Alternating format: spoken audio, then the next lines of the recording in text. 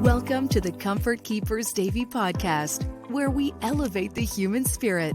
Here's your host, Christy Groulet. Hello, everyone, and welcome to episode number 3 of the Comfort Keepers Davy podcast. I'm your co-host and producer of the show, Jeremy Wolf, and I'm here, of course, with your host, Christy Groulet. Christy, how you doing today? Good morning. Hello, everyone. Good morning. We were just talking about how school is getting underway. Got a lot of exciting things on the horizon, so should be an interesting year moving forward. Looking forward to it, of course. So what I thought we would do today, I know on the last episode, we talked a little bit about some signs that you can look for in your elderly loved ones that it might be time to get some help for them, and then also how to open up that conversation, which I thought was very informative and useful. What I'd like to do today, if you could, maybe a little start with some basics here. When we're talking about activities of daily living, commonly known in your community as ADLs, versus instrumental activities of daily living, IADLs. I was hoping you could explain a little bit about the distinction between these two things, and then we can go from there. Absolutely. So when anyone asks over the phone, hey, I'm looking for mom, dad, their services, and I keep seeing ADLs and IADLs, we never speak to any of our prospects, any of our clients ever using this terminology because it gets confusing. But truly what it comes down to, these are things that you and I do on a daily basis and we don't think about it. These are the things that as we generally age, they become a little bit more difficult for us. So activities of daily living, these are the most basic things, and we usually learn them when we are children. So things such as going to the restroom, getting yourself dressed in the morning, walking without the need, of assistance, I already said dressing, but using any of our personal hygiene things that we need to do every day. That's activities of daily living. Very important for anyone to be home and independent, for them to survive, eating even. Instrumental activities of daily living, they require more hands-on, more complex thoughts, processes. So this would be like washing your laundry. So now it's taking your clothes that you've been wearing, it's operating a machine, and it is getting yourself cleaned with your laundry. Cooking and meal prep. This is also something that we don't learn as a child, but it's something that we still need to do to feel independent and to be healthy and safe, again, in our home. So IADLs take a little bit more hands-on, a little bit more training as we learn them initially. And then again, as we age, we tend to need a little bit more assistance. It also includes transportation. So a lot of our elderly don't feel as comfortable driving, or maybe they just have a medical condition that doesn't allow them to drive. So again, that's something that we would come in and help with. So that's considered an IADL. Okay, so and speaking of that, you just said that that's something that you would come in and help with. I'm curious, what are some of the things that in-home care professionals such as yourself can assist with versus some of those things that maybe you can't assist with? Because I know you guys aren't actual medical, you're not doctors, right? You're not trained medical professionals. Exactly so I know there's a distinction between what you can and can't do. Why don't you talk a little bit about that for us? So first, I'm going to go back to that Comfort Keepers were a non-skilled agency. Okay. So each healthcare agency will have different licensing that allows them to do different things. So being distinguished as far as a skilled or non-skilled is very important. So I'm speaking as a non-skilled in-home agency. We cannot replace what a nurse would do. Okay. So some of the most common things that I'm asked when I'm talking to families and or patients themselves, can I help with treating a wound? Can I bandage it? Can I wrap it? Can I apply Neosporin or any other kind of cleaning agent? And the answer is no, cannot. But I always like to say what we can do. So in that exact example, what we can do is we can provide your loved one with all of the materials for them to do it themselves. But the act of actually doing it, I cannot. Even simple thing is it was a paper cut, right? We bleed, we need a Band-Aid. I can open the Band-Aid and I can hand it to you, but you have to apply it yourself. That is something that we can do. Another thing that I'm often asked is, can you help mom take her blood pressure? Well, technically, no, I can't. But what I can do is if mom has an electronic blood pressure cuff, I can give it to her. She can put it on. She can push the start button and I can help record it. She has a blood pressure booklet that she needs to take to her doctor to show where she's taking her blood pressures throughout the day. I can help record and remind, hey, time to do our blood pressure readings. The same thing comes with our diabetic loved ones. I cannot, I can't take their sugar levels for them. I can remind them that, hey, first time in the morning, let's go ahead, get your glucometer out, go ahead and take your sugar levels. And again, I can help record them. So we're aiding in the things that they need to have done. I can't do those things for them.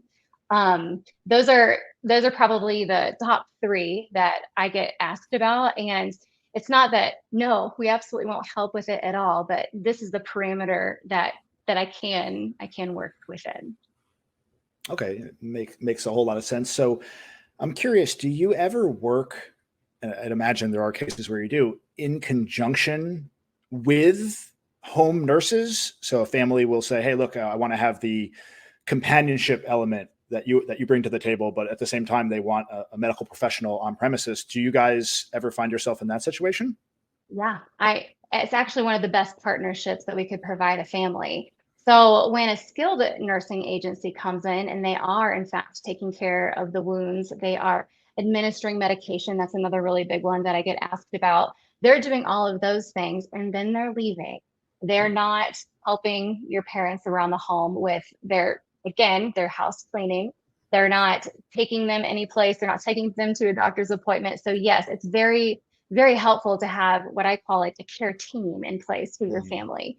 You have your non-skilled and skilled, and it is not a battle of the agencies at all. We all have a specialty and we work alongside each other.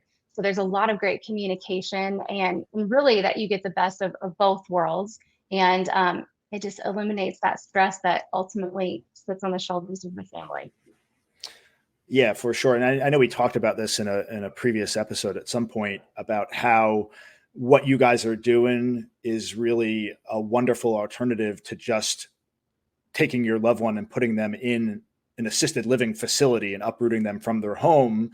And we had talked about how, a lot of people just take that jump, right? They go as far as they can go by themselves and they say, hey, it's time to send mom and dad over to assisted facility, which could be, traumatic. So you're really bringing that experience to them in their home where they're comfortable so they could live out as long as they can in their own environment and not have that big traumatic shift to another place. Exactly. And if you get the services to come to you in the comfort of your home, then everyone's more comfortable. It isn't a huge life altering change that happens.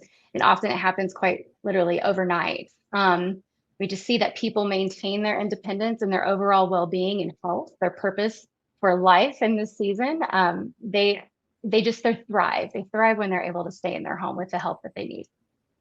Yeah, for sure. I wanted to ask also, going back to what we talked about in the last episode, signs to look for that it could be time to get some help for a loved one.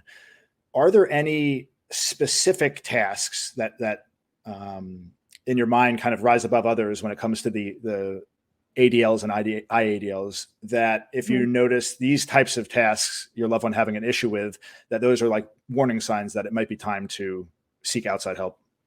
Yes, absolutely. So one of the ones that I think is the hardest to talk about is when family member approaches and just realizes that their mom or dad or their loved one is not as clean and fresh and vibrant as they normally are.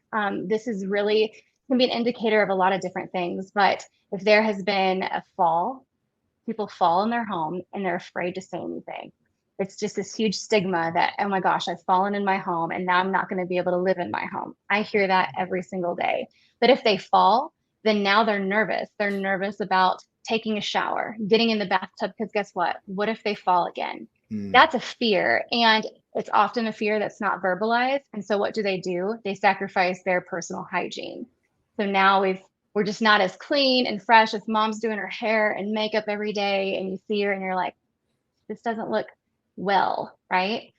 it definitely could be because she's not able or she's not comfortable bathing herself. And that is a huge ADL that we will absolutely come in and help with. That has to be one of the biggest ones. But I need to mention the second. The Please. second is when it comes to someone's nutrition. So we have people who, again, routine. We grow up with our loved ones and they're making meals. They're known for their casserole dish or whatever it is that they are famous for.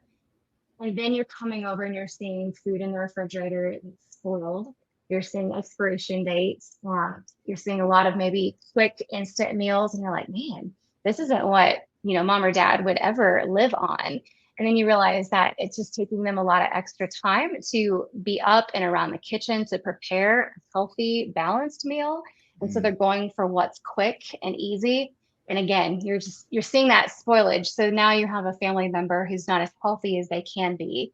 And again, it's something that we absolutely could come in and help them with their grocery shopping, with their meal prep, freezer prep, so that we've got something easy just to reheat that's nutritious and not just instant. So that's another big thing. Yeah. And I'm going to continue to bring this topic up as a common theme throughout these discussions because it's so incredibly important. People could hear that once and then brush it off like, oh, we're human beings. We have a tendency to see something wrong and be like, oh, I'm sure it's okay. Or you mentioned it to somebody like, oh, I'm sure they'll be okay. Right. But it's so important to catch these things as early as possible so that you can open that window for assistance before the problem, steamrolls and gets exactly. Yeah. So it's an easy way to start a conversation gently versus all at once. Then it's information overload, a lot of decisions at once, and it can become scary for the loved one and stressful for the family. So that's what we try to avoid. Yeah. Christy, anything else you'd like to share before we wrap up about these topics?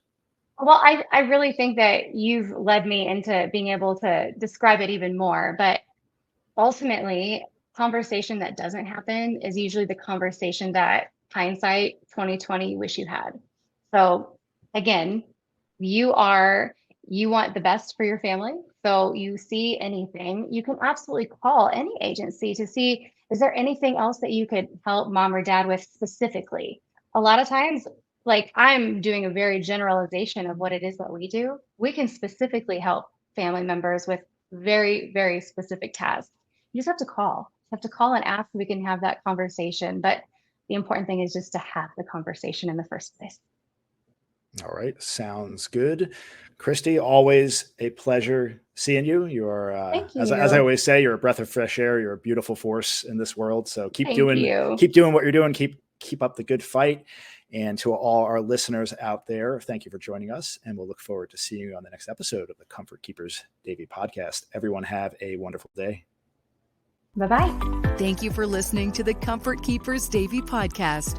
For more information, visit comfortkeepers.com or call 954-947-7927.